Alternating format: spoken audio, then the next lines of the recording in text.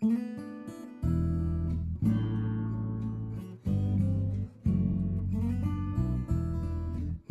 want to start out with a model that I think in many of the areas where I work, it's probably one of the most valuable tools that people get a hold of when they go through this. A guy out of Utah designed it. That's where I first got involved with it 10 years ago or so. A guy named Hiram Smith, who was he was the CEO of Franklin Quest. They do the Franklin Day Planner, and he put this model together for business. Inadvertently, it got into one of the prisons in Oregon, and they started tying it together with a program I got called Breaking Barriers.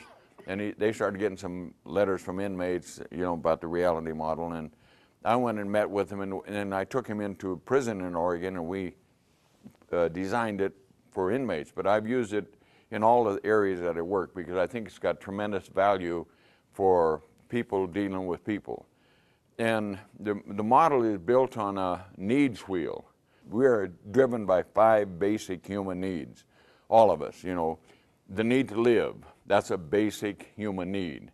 And you know, we all, over the period of our lives, each of you have designed a comfort zone that you need to create a certain amount of money every month to fill that need to live.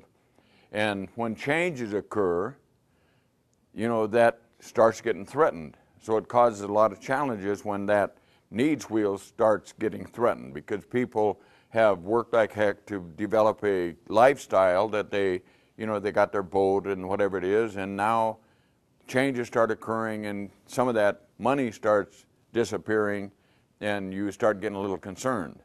So another need is the need to love and be loved. That's a basic human need. And I'm not talking about the touchy-feely stuff. But years ago, before all this changes started taking place, people worked in companies and they really felt like the company cared for them. And that's not reality anymore. But that's a basic human need. And with children, that unconditional love, even though sometimes they're not very darn lovable, is critically important. You know, and again, as a spouse myself, I have a wife. I don't let no day go by. Like this morning, it's 8 o'clock, and I'm 8 o'clock in Seattle. I call my wife and tell her how much I love her, because that's a basic human need, that people need that kind of feedback.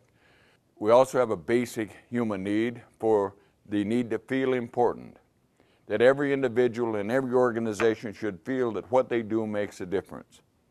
From the person doing the janitor work to the person running an organization, they should feel that what they do makes a difference. I've got a woman who's been with me 23 years, and she manages my life. And I don't let many days go by that I let her know how important that is to me. Because if I get on a plane, I don't even know where I'm going. So I look at the itinerary, and if she's got me going to Montana, I'm supposed to be in Indiana, then we're in trouble. So I depend on that, and who's going to pick me up and where I'm staying and all that kind of stuff. But she needs to get feedback that fills that need to feel important. Now there's another basic human need, and that's the need for variety. And you got to be careful where you get that one filled, or it'll have a little impact on some of the others. And then in the core of that is the need for meaning. And a lot of the things you and I do, we do it because it brings meaning to our lives. I work with at-risk youth. I work in some of the inner cities because it brings meaning to my life. I go into prisons and I feel that brings meaning to my life. I think I can make a contribution there. So those 5 basic human needs, you and I, over time, develop a window to the world of principles or beliefs that we feel will fill those basic human needs, principles or beliefs. So the principle that you and I have developed over time that we look through the world at fills those basic human needs, those principles. The next part of the model is when you face a situation, you go through an if-then decision-making process. If this is my principle, then this is how I should act. So you go through that if-then. Then the 4th is behavior. Behavior. And the 5th is results. So now the only thing visible in that model, and it's you know, when you work with this all the time, it's really important to kind of understand this. The only thing visible is behavior. That's the only thing visible in the model. But if you get really skilled at this, you can take the behavior and you absolutely can tell what principle is driving that behavior. What principle is driving that behavior? Now, in that model, there's two natural laws. The first one is results take time to measure. There isn't any easy, quick fix. Results take time to measure. The second natural law is if the results of your behavior do not meet your needs over time, you've got a faulty principle on your belief window. And you can work on behavior as much as you want, but if you don't change the principle, when push comes to a shove, you'll go back to the same old behavior. When I first started this journey 35, 36 years ago, I recognized that I had a principle on my belief window that was inappropriate in reality to society, that dishonesty was optional. And I had to take that principle off my belief window and establish a new principle. So what would be an alternative principle to dishonesty? Anybody. Honesty, obviously. And so now how do you do that? You take that principle of honesty and you begin to sow those seeds. I am an honest human being and always follow through on my commitments. And when you do that, and you do it over and over and over and over and over, gradually and incrementally, it's just as difficult to be dishonest as it used to be honest. And the principle changes. See, most of us work on behavior, and we pay no attention to the principle that's driving it. And if you go back to that principle, sometimes you got to work on both at the same time. But the basic thing is to find the principle that's driving the behavior and then change the principle. And gradually the behavior changes. So that model is really interesting to look at, especially when you're dealing with people. Because you look at behavior, even when I'm doing a session, I can tell whether people are listening or whether they're trading time for money.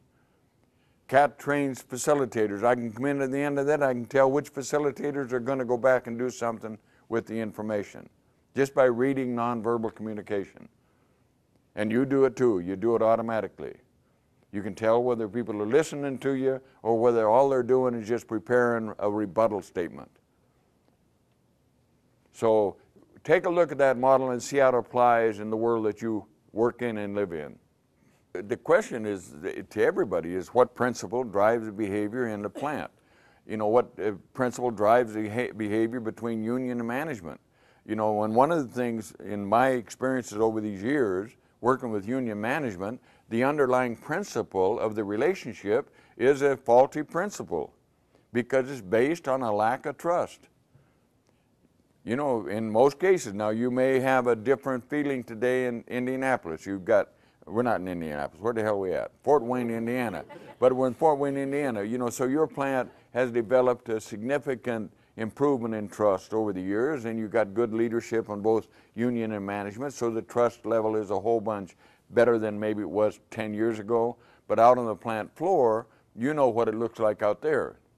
And so, but the underlying principle, see, there is no healthy relationship that is a healthy relationship that doesn't have trust as a foundation. I don't care whether it's a partnership, whether it's a marriage, or whether it's a relationship in a plant. And there's no healthy relationship in terms of working relationship. Like if you and I don't trust each other, Ralph, there ain't no way in heck we're going to produce quality. Isn't that true? And so if you ask yourself the question, what principles maybe do we need to change in this plant to become more effective? Because if the principle remains the same, then you can try hard until the pressure's off, and then you go back to the same old behavior.